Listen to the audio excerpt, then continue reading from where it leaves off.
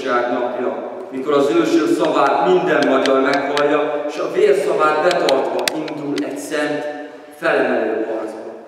A magyar gyalázták, kínozták, húsát dögevők marták, mégis nem tört meg soha ennek elődök vére az oka.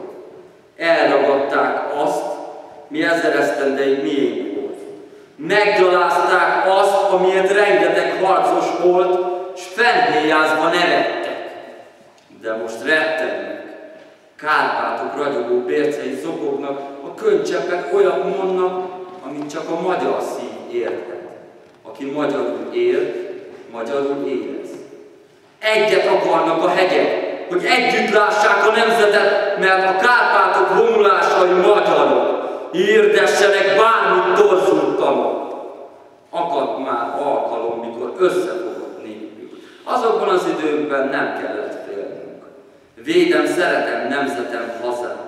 Nem tántorít börtön vagy halál.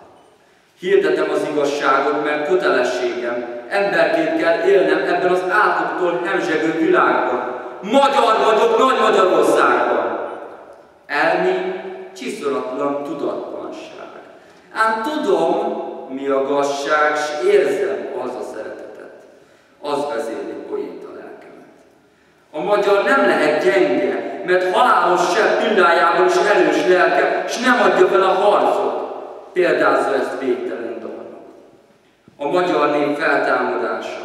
Árpád legszebb álma, de ez a vágyálom valóságá forja magát, elpusztítva a krákogó vésett hadát.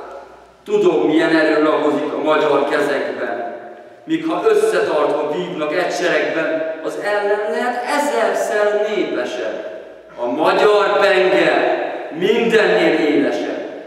Tátongó öntelt szavarak azt vélik győznek, kizárólag a szavak, pedig cselekedni is kell a felemelkedésért.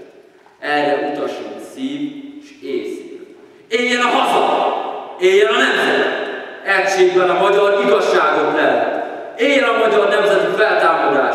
Nemzetünkön, hazánkon nem fog akasztás.